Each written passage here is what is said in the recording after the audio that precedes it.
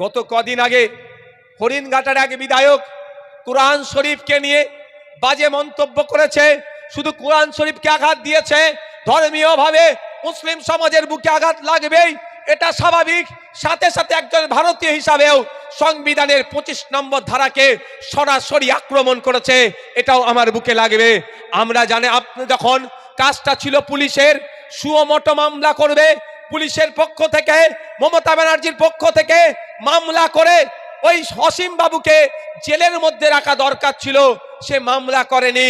আমি দুদিন অপেক্ষা করছিলাম, যখন দেখলাম কেউ মামলা, সরকার মামলা করেনি, আমি নিজে মামলা করলাম।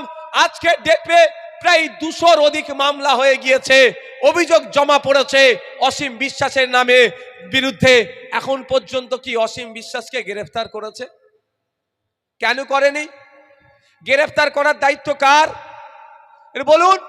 সরকারের। আপনার আমার কিন্তু গ্রেফতার করার দায়িত্ব নয়। আপনি আমি কেউ গ্রেফতার করতে যাব না। আইন শৃঙ্খলা তাহলে তলনিতে চলে যাবে। কেউ যদি এই ধরনের অবাঞ্ছিত মন্তব্য করে, যেই মন্তব্য সরাসরি একটা ধর্মের মানুষকে আঘাত লাগবে, যেই মন্তব্যের দ্বারা এলাকায় সাম্প্রদায়িক সম্প্রীতি বিনষ্ট হতে পারে, যেই মন্তব্যের দ্বারাই দুটো গোষ্ঠীর মধ্যে হিংসা ছড়িয়ে যেতে পারে, যেই মন্তব্য দ্বারা এলাকায় বিশৃঙ্খলা হতে পারে, যে মন্তব্যের দ্বারা এলাকার শান্তি বিনষ্ট হতে পারে, এই ধরনের মন্তব্য সমাজ বিরোধী, সংবিধান বিরোধী, আইন বিরোধী। সেই জন্য আমি সেই কোর্ট করে আমি আইনের দ্বারস্থ হয়েছি, প্রশাসনকে জমা দিয়েছি, মমতা ব্যানার্জিকে জানিয়েছি, পুলিশ মন্ত্রীকে জানিয়েছি, কিন্তু এখনো ব্যবস্থা গ্রহণ করেনি। কেন গ্রহণ করেনি? এর জবাব আমাদেরকে নিতে হবে তো নাকি? কিভাবে নেবেন? এর জবাব নেওয়ার জায়গাটা হচ্ছে ভোট। আজকে আপনার ভোট নিয়ে মমতা ব্যানার্জি পুলিশ মন্ত্রী হলো, আর আপনার ধর্মগ্রন্থকে গালিগালাজ করলো, মমতা ব্যানার্জি ব্যবস্থা গ্রহণ করলো না। এবার নিজের বুকে হাত দিয়ে বলুন, ভোটটা ঠিক জায়গায় দেওয়া হয়েছিল না ভুল জায়গায় দিয়েছিলেন? হ্যাঁ, যারা মুফতি সাহেব, আমি তো মুফতি সাহেব নই, যারা মুফতি সাহেব কথায় কথায় ফতোয়া দেয়, সেকুলার নাকি ফতোয়া অনেক মুফতি সাহেব দিয়ে ফেলেছে, সেকুলার নাকি বলা যাবে না, সেই মুফতি সাহেবকে অন্তত জিজ্ঞাসা করুন। 2021 সালের ভোট নিয়ে মমতা ব্যানার্জি ক্ষমতায় এসেছিল, ক্ষমতায় আসার পরে পশ্চিম বাংলাতে এই ধরনের কুরআন শরীফকে অবমাননামূলক কথা বলেছে, আঘাত দিয়েছে, সেই মমতা ব্যানার্জি এদের বিরুদ্ধে ব্যবস্থা গ্রহণ করছে না। মমতা ব্যানার্জি যেমন দায়ী, যারা যারা ভোট দিয়ে মমতা ব্যানার্জিকে মুখ্যমন্ত্রীর চেয়ারে বসিয়েছে, তারা কি কোনো অংশে কম দায়ী না বেশি দায়ী? এই ফতোয়াটা অন্তত মুফতি সাহেবের কাছ থেকে জেনে নিন। আমি ফতোয়া দেব না। জিজ্ঞাসা করুন আপনারা যে আপনারা কতটা অপরাধী। আমি বলবো না, মুফতি সাহেবদের জিজ্ঞাসা করুন যে আপনারা কি অপরাধী না অপরাধী নয়। আপনারা বাদুরিয়ার মানুষ, আপনারা জিজ্ঞাসা করুন মুফতি সাহেবদেরকে যে আপনাদের ভোট পাওয়ার জোর পরেই মমতা ব্যানার্জি মুখ্যমন্ত্রীর চেয়ারে বসেছে, আর সেই মমতা ব্যানার্জির আমলে কুরআন শরীফকে অপমান করছে, মমতা ব্যানার্জি মুখ বুজে সহ্য করছে, নীরবতা পালন করছে, তাহলে এই যে অন্যায় করছে, একা মমতা ব্যানার্জি দায়ী না, বাদুরিয়ার ভোটাররাও দায়ী। মুফতি সাহেবদের জিজ্ঞাসা করুন, নিশ্চিতভাবে তারা উত্তর দিয়ে দেবে। আর নিজের বুকে হাত দিয়ে জিজ্ঞাসা করুন তো। আচ্ছা, মমতা ব্যানার্জির জায়গাতে যদি সংযুক্ত মোর্চার সরকার তৈরি করতেন, সাহস ছিল বলা? এই মনে হয় সাহস ছিল? আমি আপনাদের কথা দিয়ে যাচ্ছি, সামনে 2026 আসছে, এই ধরনের ধর্মনিরপেক্ষ একটা সরকার করে দেখান। 5 বছরের সময় দেন, আমি আপনাদের কথা দিচ্ছি। এই ধরনের সাম্প্রদায়িক কথাবার্তা যে বলবে, জেলের বাইরে তারা ডাকাত দেখতে পাবেন না আপনারা। তবে একটা কথা বলে যাচ্ছি, শুধু কোরআন শরীফকে অবমাননা করেছে বলে নওশাদ সিদ্দিকীর কথা বলছে নয়, আমি আপনাদের কথা দিয়ে যাচ্ছি। আমার নজরে যদি কোনো সময় গীতাকে কেউ অপমান করে, বাইবেলকে কেউ অপমান করে, দেবদেবীকে কেউ অপমান করে, আল্লাহ রসুলকে যদি কেউ অপমান করে, হিন্দু ধর্মকে নিয়ে যদি কেউ কুৎসিত মন্তব্য করে, মুসলিম ধর্মকে নিয়ে যদি কেউ কুৎসিত মন্তব্য করে, যে কোনো ধর্মকে নিয়ে যদি কেউ কুৎসিত মন্তব্য করে, আপনাদের এখানে আমি কথা দিয়ে যাচ্ছি, আমি তার বিরুদ্ধে লড়াই সংগ্রাম জারি রাখবো গণতান্ত্রিক প্রক্রিয়ায়, এবং তাদের প্রত্যেকের বিরুদ্ধে আমি আইনি লড়াই করব। একটাকেও ছাড় দেব না। অনেক হয়েছে। ধর্ম নিয়ে আপনি সমালোচনা করতে পারেন, আপনার অধিকার আছে, সমালোচনা করার অধিকার আপনার আছে, কিন্তু আপনি সমালোচনার নামে বিদ্বেষ তৈরি করবেন, হিংসা তৈরি করবেন, অশান্তির আগুন লাগাবেন, এটা আমি মেনে নেব না। আইনি লড়াই চলবে। আচ্ছা, এখন পর্যন্ত তৃণমূলের কোনো নেতা কথা বলেছে? হ্যাঁ, এই অন্যায় কথা বলেছে তো ওই লোক, ওর বিরুদ্ধে সেই বিজেপির দালালটা কি মামলা করতে হলো না? সেই বিজেপির দালালটাই তো এফআইআর অভিযোগ করলো। আর এটাও বলে রাখছি, ওরা কিছু করবে না। যাকে ওরা বিজেপির দালাল বলে, ওই বিজেপির বিধায়কের বিরুদ্ধে আগামী দিনে আমি কোর্টে যাব, মিলিয়ে নেবেন। তাপস বাবুরা কোর্টে যাবে, এটা মিলিয়ে নেবেন। কি তাপস বাবু বলেছেন তো, ওদের দেখতে পাবেন না, খাম চিহ্ন কোর্টে যাবে, দেখে নেবেন, মিলিয়ে নেবেন আপনারা। এবং এটাও বলে যাচ্ছি, অন্য কোনো ধর্ম নিয়ে যদি কথা বলেন সেটাও ছেড়ে কথা বলবো না। আমি একটা জিনিস সতর্ক করতে চাই, দেখছিলাম অসীম সরকার বাবুর ফোন নাম্বার ফেসবুকে দিয়ে দিয়েছে অনেকে, বড় বড় যোদ্ধা, সমালোচনা তো করা যাবে না, অনেক বড় বড় মুফতি উকিল ব্যারিস্টার অনেক আছে, ফোন নাম্বার দিয়েছে। আমি বলবো এদের ফাঁদে পড়বেন না, এদের ফাঁদে পড়বেন না। উত্তেজনাবশত রাগে ফোন তুলে 4টে কথা বলে দিলেন। কি বললেন সেটা বাদ দিয়ে উনি 4টে এক্সট্রা কথা লিখে দেবে, থানায় অভিযোগ করে দেবে, আপনাকে কিন্তু পুলিশ দেখবেন তুলে নিয়ে চলে যাবে। ও মিথ্যা, ও কোরআন শরীফকে অবমাননা করেছে, আপনার বিরুদ্ধে মামলা হতে অনেক দেরি লাগবে, কিন্তু আপনি ফোন করেছেন, আপনার বিরুদ্ধে ব্যবস্থা গ্রহণ হয়ে যাবে। ও একা ভুল করেছে, অন্য কোনো মতুয়া কি এই ভুলটা করেছে ভাই? এই আওয়াজ দিয়ে বলুন, কোন নমশূদ্র ভাই এইটা ভুলটা করেছে? কোন হিন্দু ভাই ভুলটা করেছে? ভুলটা করেছে অসীম সরকার।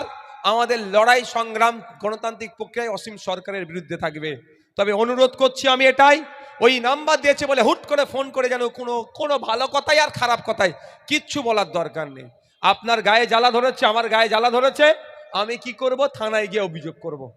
থানা অভিযোগ নেওয়ার পরে যদি এফআইআর না করে 156 সাবক্লাস 3 দিয়ে কোর্ট থেকে এফআইআর করব। যারা যারা অভিযোগ করেছেন, আমার ভিডিওটা যদি দেখতে চান তারা আমার সাথে যোগাযোগ করতে পারেন। অভিযোগ করে 1 সপ্তাহ অপেক্ষা করুন এবং থানাকে রিমাইন্ডার দিন যে আমাকে এফআইআর কপি দেওয়া হোক। যদি এফআইআর কপি না দেয় তাহলে আমার সাথে যোগাযোগ করুন। যে যা লোকাল কোর্টে গিয়ে সাব ডিভিশনের যে কোর্ট আছে 156 সাবক্লাস 3 দিয়ে প্রত্যেকটা এফআইআর করব এবং অসীম বাবুকে বুঝিয়ে দেব এটা ধর্মনিরপেক্ষ মাটি, এটা নজরুলের মাটি, এটা রবীন্দ্রনাথের মাটি। এই মাটিতে কোনো সাম্প্রদায়িকতার কোনো ঠাঁই নাই, কোনো সাম্প্রদায়িক চিন্তা ভাবনার মানুষকে এই বাংলায় আমরা রাখবো না।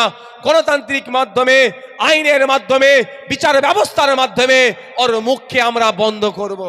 তবে অসীম বাবুর এত বলার সাহস থাকতো না যদি মমতা ব্যানার্জি অনেক আগেই শুভেন্দু অধিকারীকে ধরে জেলের মধ্যে ঢুকিয়ে দিত। মমতা ব্যানার্জি একের পর এক শুভেন্দু অধিকারী মুসলমানদেরকে রোহিঙ্গা, বৈধ নাগরিককে অবৈধ নাগরিক, যা ইচ্ছা তাই বলতে বলতে কলকাতা পুলিশের সিপি সাহেবকে অকথ্য ভাষায় গালিগালাজ। এই আপনার বসিরহাটের এলাকায় এসেছিল সন্দেশকালীতে যাওয়ার পথে শিখ ধর্মাবলম্বী এক অফিসারকেও তার জাত তুলে গালাগালি হয়েছিল, তাকে খালিস্তানি বলে দেখে দিয়েছিল। ওই টিমের মধ্যে ওই বিষয়গুলোকে সামনে রেখে শুভেন্দু অধিকারী মহাশয়কে যদি আজকে জেলের মধ্যে রাখতো তাহলে অসীম বাবুর সাহস থাকতো না কথা বলার। সাহস পাচ্ছে কার জন্য? শুভেন্দু অধিকারীর জন্য। শুভেন্দু অধিকারীকে সাহস কে দিচ্ছে? মমতা ব্যানার্জি দিচ্ছে। এই চ্যালেঞ্জটা আপনাকে ধরতে হবে। তাই বন্ধুগণ, আপনারা ভাবছেন তৃণমূলকে আটকায়, বিজেপিকে আটকাতে হবে, তৃণমূলকে ভোট দিতে হবে, এই দিবা স্বপ্ন দেখে কিছু লাভ হবে না। 2011 সালের আগে তৃণমূল পশ্চিম বাংলায় ছিল না, বিজেপি বলে কিছু ছিল না।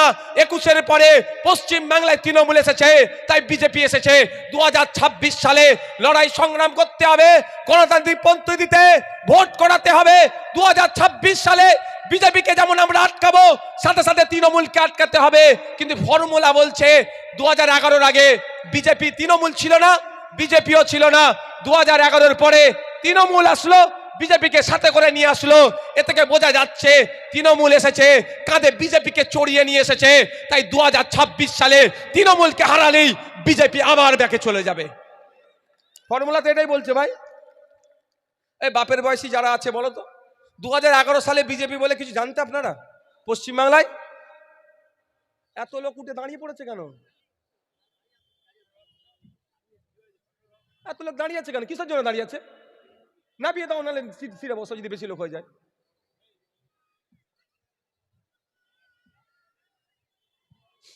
দু 2011 সালের আগে তৃণমূল ছিল না, বিজেপিরও নামগন্ধ ছিল না। 11 সালের পরে তৃণমূল আসলো, বিজেপির বারবন্ত বাড়লো। তো 2026 সালে যদি আমরা তৃণমূলকে আটকাতে পারি, বিজেপির মানুষ লিক হয়ে যাবে। তাই 2026 আমাদের শপথ নিতে হবে, বিজেমূলকে আমরা হারাবো। কাকে? বিজেমূলকে আমরা হারাবো, এই শপথ আমাদের নিতে হবে। বন্ধুগণ, আমাদের সাথে রাজনৈতিকভাবে যুক্তি তর্কে বিজেপি তৃণমূল পেরে উঠতে পারছে না। বিজেপি তো আমাদের ধারে কাছে ঘেঁষতে পারছে না, ভয়ে ধারে কাছে ঘেঁষছে না, সাইড দিয়ে পালাচ্ছে। আর তৃণমূল একটু ফাউল করার চেষ্টা করছে, রেফারিকে দিয়ে অফসাইডে গোল করার চেষ্টা করছে। সেই রাস্তাটাও বন্ধ করতে হবে, রেফারিকে নিরপেক্ষ থাকতে হবে। না হলে প্রয়োজনে রেফারিকে আমরা লাল কার্ড দেখিয়ে রেফারিকে মাঠ থেকে তুলে দেবো। গণতান্ত্রিক প্রক্রিয়াতে এটা করতে হবে। একটা অভিযোগ আমাদের কাছে দিচ্ছে, কি বলুন তো অভিযোগটা? যে আইএসএফ নাকি ভোট কেটে বিজেপিকে নিয়ে আসবে। এটা বলছো তো, বিজেপির কাছ থেকে টাকা নিয়ে আইএসএফ ভোট কেটে বিজেপিকে নিয়ে আসবে। কারো ক্ষমতা হয়নি এখনো প্রমাণ করার। এক নোটোরিয়াস ক্রিমিনাল বলেছিল 30 কোটি টাকা নাকি আমি নিয়েছি। সেই নোটোরিয়াস ক্রিমিনালের বিরুদ্ধে কালকে তাকে কোর্টে যেতে হবে, 29 ডিসেম্বর। আজকে 29 ডিসেম্বর, হ্যাঁ? তাহলে উকিলকে জিজ্ঞাসা করতে হবে, খোঁজ নিয়ে দেখুন উকিল কোর্টে পৌঁছেছে, নাহলে তার উকিলকে দান করিয়েছে। তাহলে জবাব আমি চাইছি, এটা বলে যাচ্ছি শুধু ওই নোটোরিয়াস ক্রিমিনাল নয়, আমিও তো অপেক্ষায় আছি। মমতা ব্যানার্জি ঘুরিয়ে ফিরিয়ে অনেক কথা বলে, একটা দল বেরিয়েছে বিজেপির সুবিধা হ্যান ত্যান বলে। আমি শুধু অপেক্ষা করছি দলের নাম বলুক আর কত টাকা নিয়েছে বলুক, মমতা ব্যানার্জিকেও টেনে আমি কোর্টে নিয়ে যাব, এটা বলে যাচ্ছে আমি। কারণ বুক বাজিয়ে বলার ক্ষমতা আছে। আপনারা জানেন আমাকে যখন 42 দিন জেলে আটকে ছিল, ওই সব থেকে বড় ওয়াকফ চোরটার নাম কি গো? ফিরহাদ হাকিম। সব থেকে বড় ওয়াকফ চোরের নাম ফিরহাদ হাকিম। ওই ওয়াকফ চোরটা প্রেস কনফারেন্স করে কি বলেছিল? আমার মোবাইলে নাকি হ্যান ত্যান গোষ্ঠীর ঠ্যাং বেরিয়েছে, আমি নাকি কোথা থেকে এসে এর টাকা নিয়েছি। কি হালুয়া নাকি, ওই হালুয়া হাওলার টাকা নিয়েছি বলে অনেক কিছু করে দিয়েছিল। কিছু করতে পেরেছে আমার পশম দেখাতে পেরেছে? আমি নেইনি ভাই, কি প্রমাণ করাবে তুমি? তো ওই ওয়াকফ চোরটাকেও বলেছি আমি, ওই ওয়াকফ চোরটাও কেউ বলছি, কারণ এখানের মিডিয়ার মাধ্যমে ওয়াকফ চোরের কাছে আমি পৌঁছে দিতে চাই যে আসো 2026 একটা এগ্রিমেন্ট হবে, একটা লেখাপড়া হবে। একদিকে আব্বাস সিদ্দিকী সই করবে, আইএসএফ এর প্রতিষ্ঠাতা, অপরদিকে তৃণমূলের প্রতিষ্ঠাতা মমতা ব্যানার্জি সই করবে।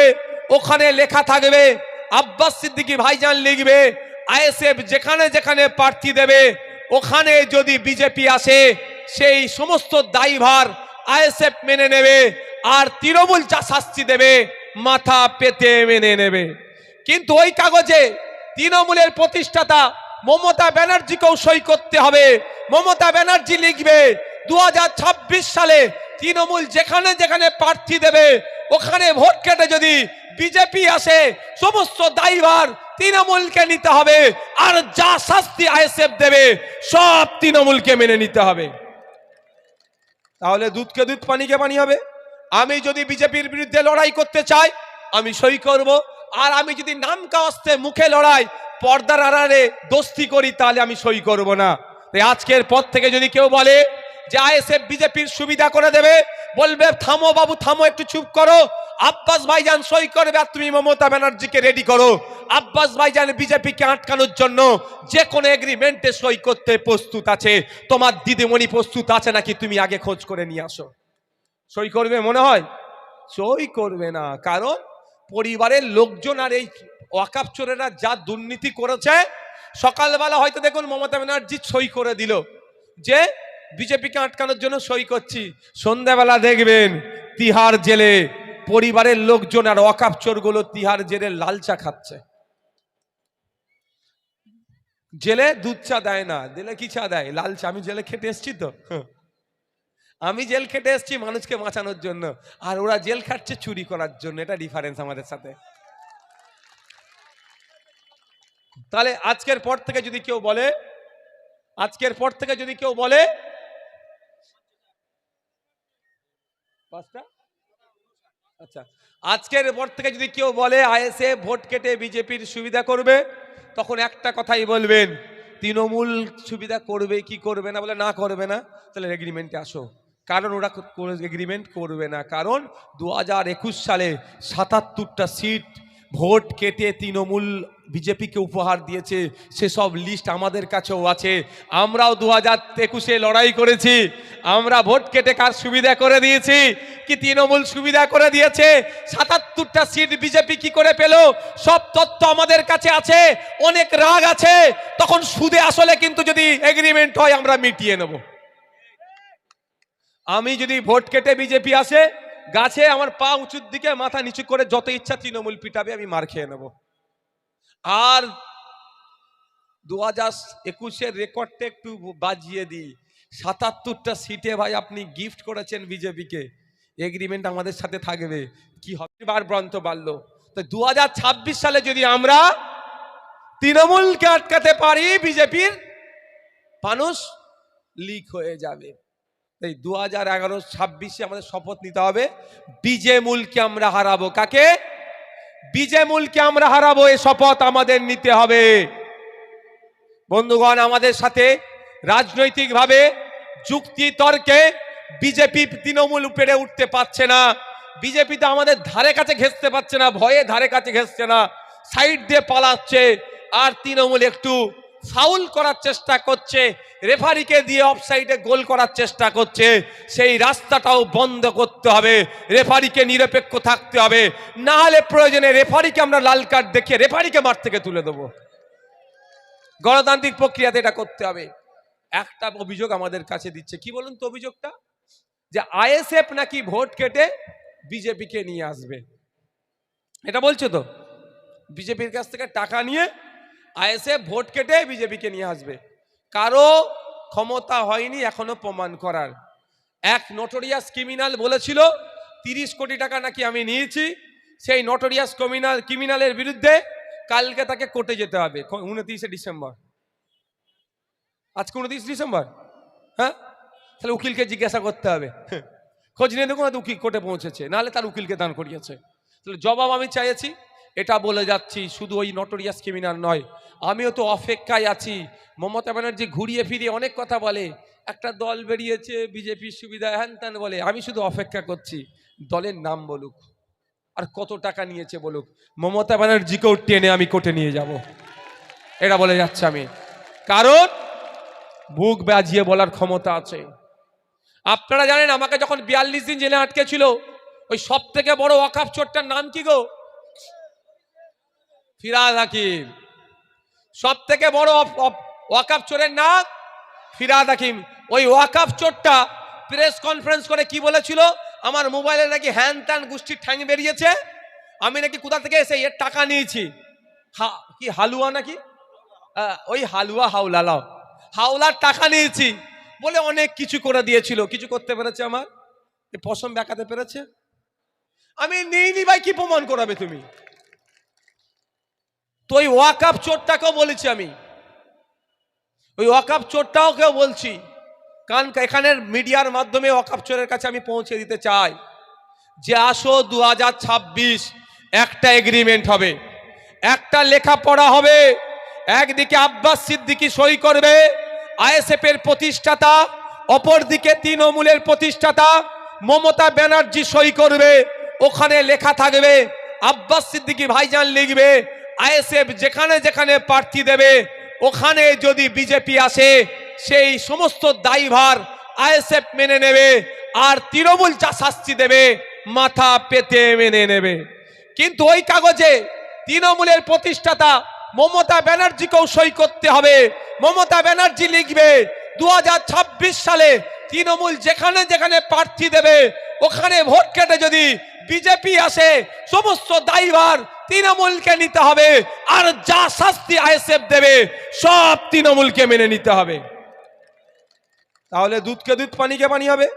আমি যদি বিজেপির বিরুদ্ধে লড়াই করতে চাই আমি সই করব, আর আমি যদি নাম কাওয়াস্তে মুখে লড়াই পর্দার আড়ালে দোস্তি করি তাহলে আমি সই করব না। তাই আজকের পর থেকে যদি কেউ বলে যে আইএসএফ বিজেপির সুবিধা করে দেবে, বলবে থামো বাবু থামো, একটু চুপ করো, আব্বাস ভাইজান সই করবে আর তুমি মমতা ব্যানার্জিকে রেডি করো। আব্বাস ভাইজান বিজেপিকে আটকানোর জন্য যে কোনো এগ্রিমেন্টে সই করতে প্রস্তুত আছে। তোমার দিদিমণি প্রস্তুত আছে নাকি তুমি আগে খোঁজ করে নিয়ে আসো। সই করবে মনে হয়? সই করবে না, কারণ পরিবারের লোকজন আর এই ওয়াকাফ চোরেরা যা দুর্নীতি করেছে। সকালবেলা হয়তো দেখুন মমতা ব্যানার্জি সই করে দিল যে বিজেপিকে আটকানোর জন্য সই করছি, সন্ধ্যাবেলা দেখবেন তিহার জেলে পরিবারের লোকজন আর ওয়াকাফ চোরগুলো তিহার জেলে লাল চা খাচ্ছে।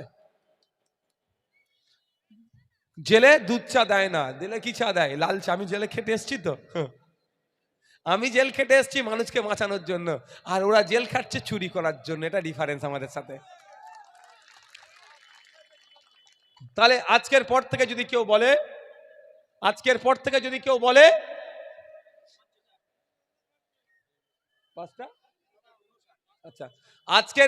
যদি কেউ বলে আইএসএ ভোট কেটে বিজেপির সুবিধা করবে, তখন একটা কথাই বলবেন, তৃণমূল সুবিধা করবে কি করবে না? বলে না করবে না, তাহলে এগ্রিমেন্টে আসো। কারণ ওরা এগ্রিমেন্ট করবে না, কারণ 2021 সালে 77টা সিট ভোট কেটে তৃণমূল বিজেপিকে উপহার দিয়েছে। সেসব লিস্ট আমাদের কাছেও আছে। আমরাও 2021-এ লড়াই করেছি। আমরা ভোট কেটে কার সুবিধা করে দিয়েছি? কি তৃণমূল সুবিধা করে দিয়েছে? 77টা সিট বিজেপি কি করে পেল? সব তথ্য আমাদের কাছে আছে। অনেক রাগ আছে, তখন সুদে আসলে কিন্তু যদি এগ্রিমেন্ট হয় আমরা মিটিয়ে নেব। আমি যদি ভোট কেটে বিজেপি আসে, গাছে আমার পা উঁচুর দিকে মাথা নিচু করে যত ইচ্ছা তৃণমূল পিটাবে, আমি মার খেয়ে নেব।